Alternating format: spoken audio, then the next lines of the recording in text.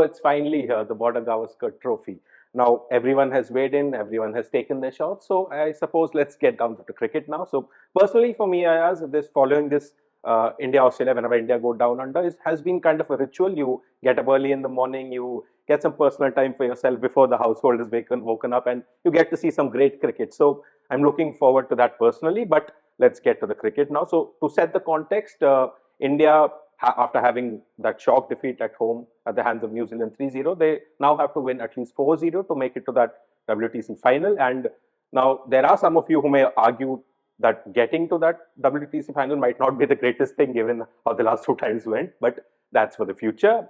Australia, of course, looking for payback. So let's get to the main talking points. First of all, of course, Rohit and Kohli and their form. So Rohit's slump has been more recent, I suppose. I mean, he's been great in almost all three formats, but he's had a bit of a dip recently. But Kohli's has been more prolonged, even though he's looked good at times, but the runs aren't coming. So specifically for Kohli, do you think if he doesn't make runs in Australia, a place he's traditionally been great at, do you think if there's another failure here, he could be out of contention for that England series next year? I mean, it would get very tough for him. I mean, you don't have too many players who've got 9,000 plus test runs and a fantastic record in ODIs as well as T20s. As an all-format player, I think Kohli's stature as an all-time great is remains undiminished in that sense. But not making test runs. See, now he's opted out of T20, so that's he's now a two-format player, and the ODI World Cup, so to speak, is a long time away, about a couple of years. So Test cricket is what is really of significance to him. Personally, also, I think that's really where he wants to kind of regain his lost.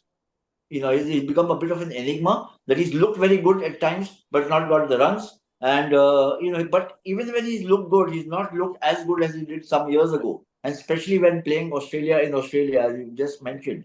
So Kohli wants to obviously get a second wind of sorts, regain his status, and therefore ensure that there's a whole horde of young batsmen in Indian cricket, eyeing places in the batting lineup.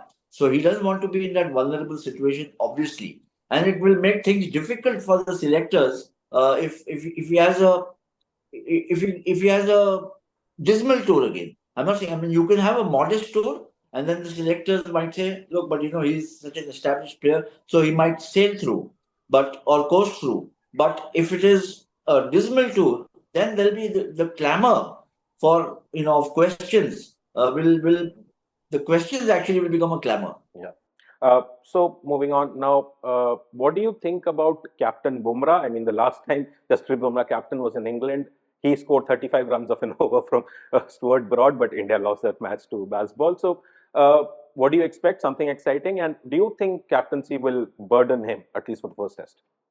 I think so. I mean, one of the questions I asked Ravi Shastri when the broadcast have got a press room going where journalists can ask questions. Ravi is of course there, and I asked him how much of a difference will it make. Bumrah is perhaps at this point in time your most crucial player. Without Rohit there, with Kohli under duress, and then the whole host of youngsters, KL Rahul amongst the seniors, not amongst the runs. Bumrah as the spearhead, and then again, with the burden with the responsibility, will it affect his captaincy? Will the bowling affect his captaincy, and will the captaincy affect his bowling? That's one of the old truisms of cricket, isn't it, Anirudh? That bowlers were generally not made captains because the fear was that they would either overbowl or underbowl themselves. So we've had very few captains in Test cricket. But hey, he's a fantastic cricketer. He's perhaps at the peak of his prowess. He is arguably, and for some unarguably, the best fast bowler in the business currently. So he has a very pivotal role to play in the series. He will be under pressure. That's what Ravi Shastri also said. And he has to find his way out of this pressure, at least in the first match. Because Rohit, when he comes in the second match, hopefully, he will take over the captaincy again. But you want to ensure that you don't go into the second test 1-0 or 0-1. So that's going to be Bumrah's responsibility, apart from the fact that at some stage, and he's mentioned this quite candidly, that captaining India is one of his ambitions, deep ambitions. He's had one opportunity in England a couple of years back when he finished that series, which was left incomplete. But he didn't have a good time then. India lost that match. Now there's so much built up around the series I'm sure, and he's also wiser, he's older, he's far more mature. I think the good thing for him is, I mean, Rohit's absence is a big blow. The good thing for him is he's got some young players in very good form. Rishabh Pant, for instance, Dhruv Jurel. He's got in Virat Kohli somebody who he can turn to for advice all the time, because Virat, never mind the shortage of runs that he's faced, but he's not short on advice and experience. So, I mean, these are the guys he will have to turn to. And yes, also people like Ravindra Jadeja and all. He needs to harness this team and make sure they really put up a stiff fight against Australia in the first test. Yeah, so you spoke briefly about the youngsters. Now, I want to specifically ask you about the youngsters. You had that lot that went to Australia last time and did well. The likes of Shubman Gill, Rishabh Pant did brilliantly. There was Washington Sundar. But what are you making of the newer recruits like your Nitish Reddy's, Jaiswal, Jurel, Sarfaraz, Harshit Rana? I think the spotlight is also on Yashasvi Jaiswal. I was reading somewhere Adam Gilchrist's comments about him, and Adam Gilchrist is already a fan. He's such a great fan of Rishabh Pant, who's the X factor in the team. You know, Mr. Maverick in a sense, and therefore he's got great appeal for fans even in Australia who would love to see daring do. Yashasvi Jaiswal also has that daring do, but he's also got the capacity to play big knocks. 700 plus runs in a series against England was not an easy task. You know, he's only the second guy after Sunil Gavaskar to do it. He's been a very consistent performer. In my opinion, he's an all-format player. But right now, the focus will be on Test cricket. Now, what he needs to do, in my opinion, you know, when you've had so much success so easily, you can get a little impetuous, and we saw that a bit in the series against New Zealand. It didn't matter so much against Bangladesh because we walloped them, but against New Zealand, when it got a little tough, you know that impetuosity cost India at times, because you lose an early wicket and then the team comes under pressure. And what you don't want in Australia is in the first session or the first when you're batting first, you just or whenever you're batting, as soon as you start batting, losing 2-3 wickets in the first 12, 15 overs. So a good solid opening is what is necessary. And Yashasvi Jaiswal now in Rohit's absence is really the senior pro, isn't it? I mean, yes, you can have KL Rahul coming there and opening the innings, but Yashasvi Jaiswal is the man in form. And then Dhruv Jurel has been the man in form in Australia. He was wonderful against England. In the India matches in Australia, he's very good. So these guys and Rishabh Pant will be in very good nick. You know, these just to take the heat away from Virat Kohli. You know, I mean, look, Virat is like, in many ways, like an injured tiger. You know, he can sense all the noise and the criticism happening around him. And, you know, this is when I think he could come back to his best. And if Virat hits his straps very early, then there's batting lineup and, you know, becomes formidable. And he'll get a massive fillip when Rohit Sharma comes in. But let's not jump the gun. I think Yashasvi Jaiswal, KL Rahul, Virat Kohli, Dhruv Jurel, and Rishabh Pant are your mainstay in the batting lineup in the first test. Yeah, so let's also not forget in all of this that Australia are also not complete. They don't have Cameron Green, which upsets the balance a bit. They're missing Warner at top. They've got drafted in Nathan McSweeney, who maybe not at that level.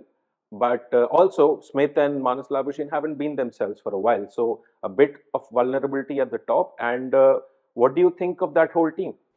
Yes, you're right. I mean, their batting also looks wobbly. You know, I mean, we are missing Rohit, but they're missing maybe a couple of more players, two, three of them. Certainly, Cameron Green, his absence upsets the balance of the team a bit, because on a Perth pitch, which is expected to help fast bowlers, your fourth fast bowler, if he's also an accomplished batsman, then it just gives the team so much more heft. Now, that is not there. I think India needs to guard against. Steve Smith has got a terrific record against India. So obviously you can't, you know, just overlook him, even if he's not been amongst the runs lately. But I think the guy they'll watch out for is Travis Head.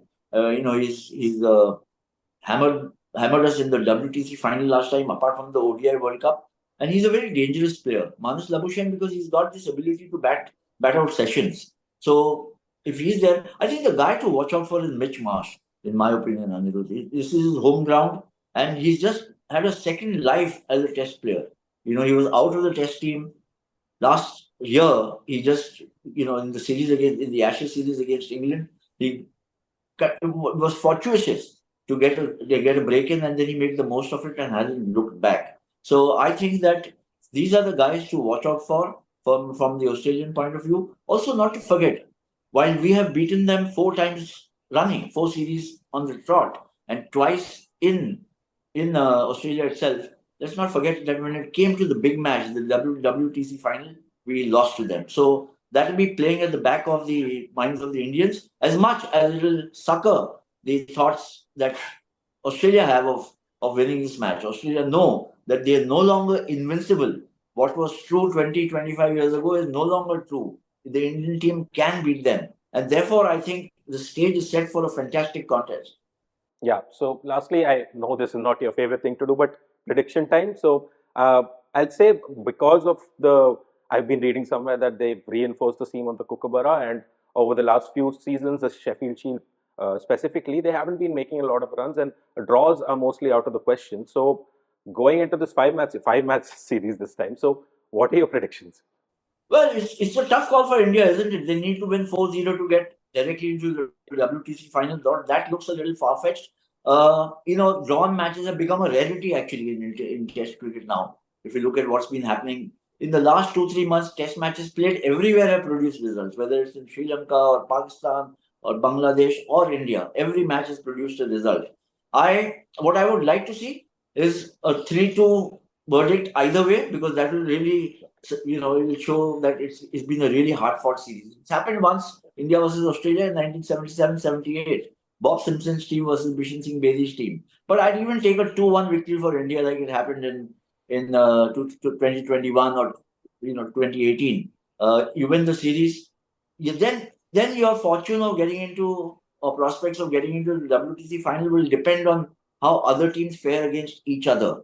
Somebody else has to do some acts of kindness for you to go in if you don't win 4-0. But India should, I think the approach should be take each match as it comes. Win the first, win the second, win the third, and then think about the fourth.